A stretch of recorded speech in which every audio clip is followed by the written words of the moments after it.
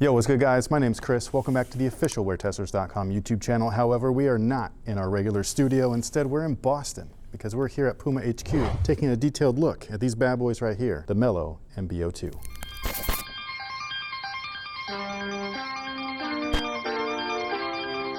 So first things first, here's just a quick look at the box. It is very similar to last year's box with the first model, but it's a little bit different. The first version was kind of a play on not from here. So we had a portal on the front, which obviously is not here anymore, but there's still a really cool window. Also, the feathers and the wings that you see on one of LaMelo's tattoos is prevalent within the entire design. We'll talk about that more in a little bit. And then when you open this bad boy up, the shoes are in there. I mean, these are kind of dope. I concur.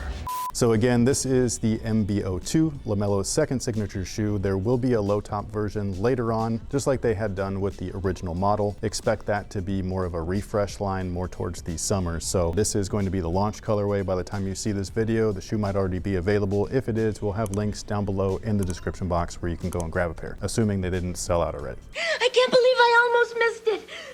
But we were told that there is supposed to be more units of these, so hopefully they don't sell out. Hopefully they don't get in the hands of resellers. Hopefully they get in the hands of hoopers so that people can go lace these things up and do what they were actually designed to do, which is get buckets.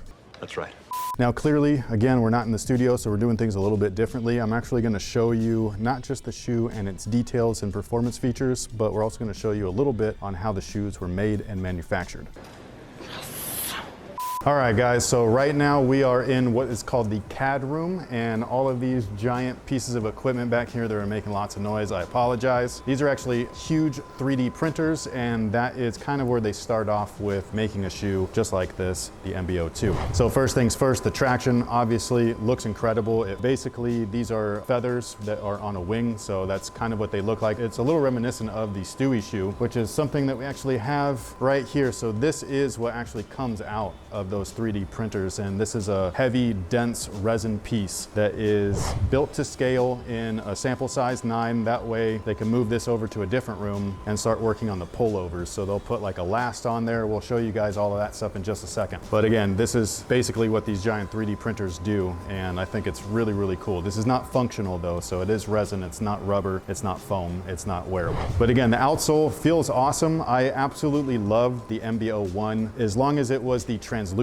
rubber options. And so far, the launch colorway looks to be using just that. This is what the rubber looks like taken apart and everything. It's a nice thin piece. If you're gonna use these outdoors, just know it will wear down pretty quickly, but indoor users, if you've used the previous LaMelo shoe, then it'll probably be very similar as far as wear and tear goes. And then the cushioning is really interesting because this is where they've completely upgraded from the first model. So I know that visually they kind of look a little similar, so it might throw you off a little bit, but the tech specs as far as the cushioning source is concerned, it's just a complete upgrade. So we still have a compression molded EVA midsole, which is super cool because this is what it looks like before they do anything. It looks just like this, and then they basically put this into a compression molded tooling mold, and then when they're done with it, it looks just like this, and it's got all of the cool design features on there. It's got the spaces for your cushioning pucks. It'll have a little cutout right there for the torsion plate, and then they'll take this and they'll glue it directly onto the outsole. And if you're a shoe nerd, Swing.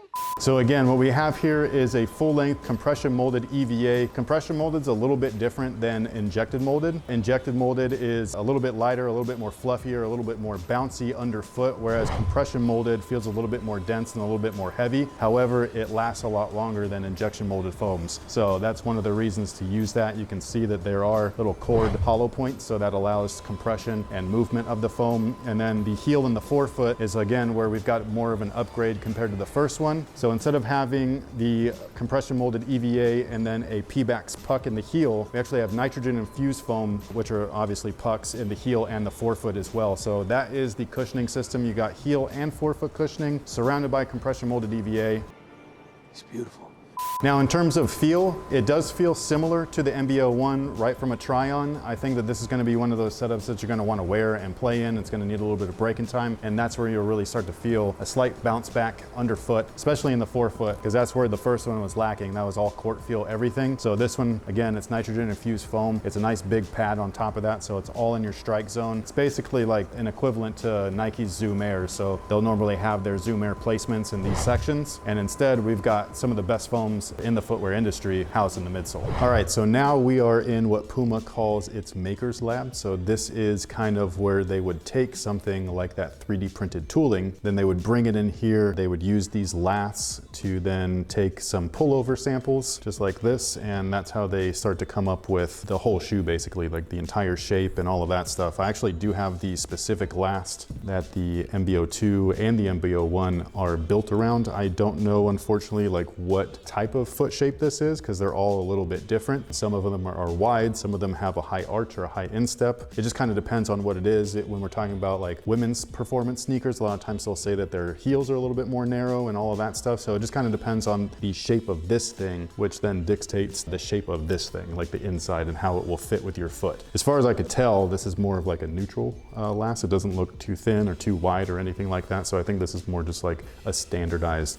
foot shape. A lot of times also signature athletes will get one of those made up of their specific foot shape, but that's only for the big time athletes, again, the signatures and stuff like that. So they're the ones that will get a custom last so that their specific PE fits their foot perfectly. Now, as far as the upper goes on the Mb.02, it's very similar to what we saw on the Mb.01. So we have a micro molded mesh, which is the base layer, and then all of the design features are basically the TPU or thin kind of like fused layers. Now, as you can see, the midsole and the upper have a very fluid design. So a lot of the carvings that you'll see in the midsole itself make their way up in the form of fuse. This is a little bit different than last year's model, where the ankle area was supposed to be the jet stream or whatever from LaMelo's tattoo that's on his leg. That way he's like blasting off. This is a little bit different. It was still inspired by one of his tattoos, but instead it was inspired by, I believe it's his chest tattoo, which is also the logo on the tongue. And so these are all wings and everything. So again, the traction is feathers, the midsole and the upper and everything is also supposed to be wings. And then one of the more interesting features that they used is they actually put his whole like kind of like slogan along the upper as well, where it says rare. And again, we are inside of their Maker's Lab. So this is how stuff like this starts off. So a lot of times they will take something like this, which is a more completed tooling. This is not a resin or a 3D print. This is actual rubber foam and tooling and all that stuff. So this is exactly the way that the retail stuff would be, but they'll bring this in here. There's so much stuff here that I can't actually like show it to you because it's top secret things. And this is the wrong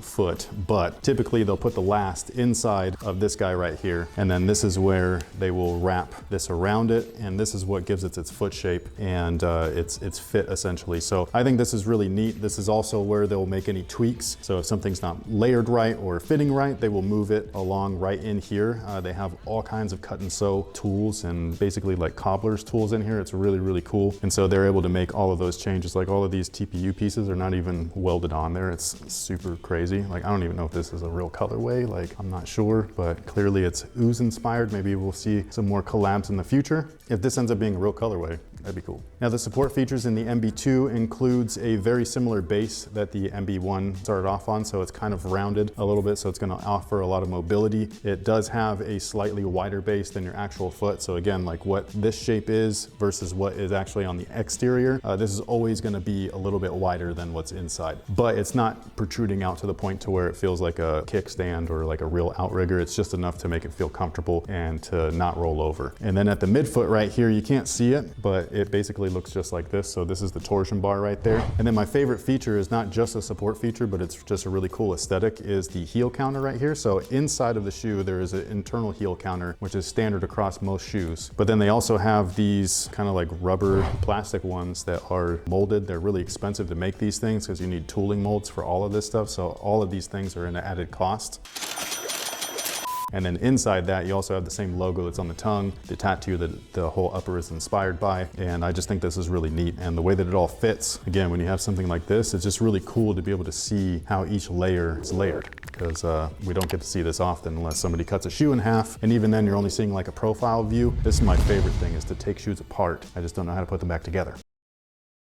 All right, guys, so that pretty much takes care of it for a quick breakdown, or hopefully quick, on the LaMelo Mb.02. If you enjoyed the first version, I think you'll enjoy these. And with that being said, thank you guys so much for watching. Thank you so much for being here. Big thank you to Puma for having us out here. This is really cool. It was fun. I'm sweating though, so I'm just gonna leave now because this is too much for me. So I'm gonna go back into my shelter and hunker down. Thank you so much for watching. Thanks for all the support. We'll catch you on the next one. Until then, have a good one.